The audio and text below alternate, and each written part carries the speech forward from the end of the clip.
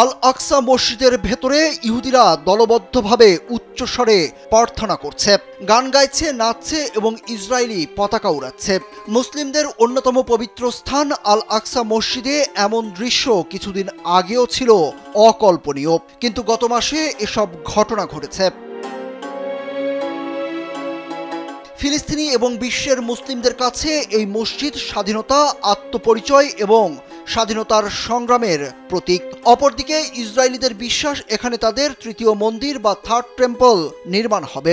এখন যে কোনো ব্র্যান্ডের পুরাতন এসি বদলে নতুন ওয়ালটন এসিতে উপভোগ করুন 25% ছাড়।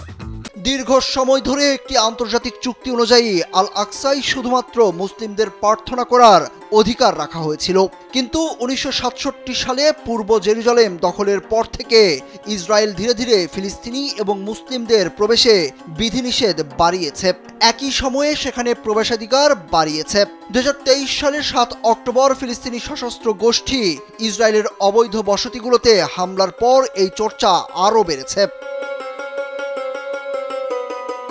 বর্তমানে বিশ্ব যখন গাজায় ইসরায়েলের অভিযান এবং সামগ্রিক আঞ্চলিক উত্তেজনার দিকে নজর রাখছে, তখন আল আকসা মসজিদ এক নতুন মোড়ে দাঁড়িয়ে আছে। অনেক ফিলিস্তিনি আশঙ্কা করছেন মসজিদটি তার পরিচয় হারাতে চলেছে এবং তারা যা দীর্ঘকাল ধরে ভয় পেয়েছিল, অর্থাৎ এটি তৃতীয় ইহুদি মন্দিরে পরিণত হতে চলেছে। আল আকসায় ইসরায়েল ইহুদিদের প্রবেশ স্বাভাবিকরণ শুরু হয়েছে। শুরুতে তারা নির্দিষ্ট কিছু দিনে যেত, কিন্তু 2017 সাল থেকে এই অনুপ্রবেশ প্রায় প্রতিদিনের ঘটনায় পরিণত হয়েছে। এখন ইহুদিদের একটি দল ফজরের নামাজের পর সকালে আল আকসায় আসে, আরেকটি দল জোহরের নামাজের পর আল আকসা প্রাঙ্গণে প্রবেশ করে। ফিলিস্তিনিদের অভিযোগ, এভাবে ধীরে ধীরে আল আকসাকে ইহুদিদের প্রার্থনার সুযোগ দেওয়া হচ্ছে।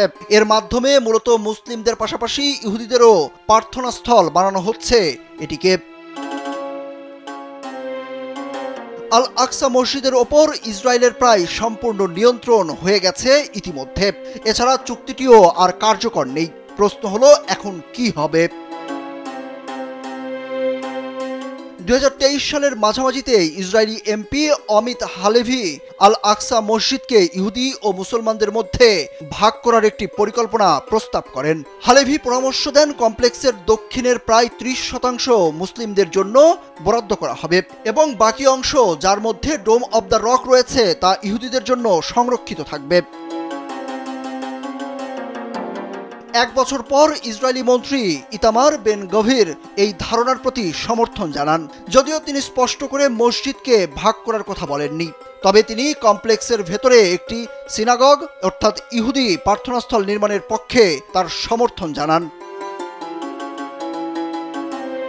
সর্বশেষ গেল মে মাসে ইসরায়েলি অর্থমন্ত্রী বেজায়েল সোরিচ কথিত জেরুজালেম দিবস সমাবেশে ভাষণ দেওয়ার সময় বলেন, তারা ইসরায়েলি সীমান্ত প্রসারিত করবেন এবং আল আকসায় তৃতীয় মন্দির পুনর্নির্মাণ করবেন। ফিলিস্তিনিদের আশঙ্কা, আল আকসা দখলের লক্ষ্য নিয়ে প্রথমে এটির ভেতর একটি সিনাগগ তৈরি করবে, এরপর সম্পূর্ণ নিয়ন্ত্রণ নিয়ে নেবে। হেব্রনের ইব্রাহিমি মসজিদের ক্ষেত্রেও তারা একই কাজ করেছে। সুরুজ আহমেদ, কালবেলা।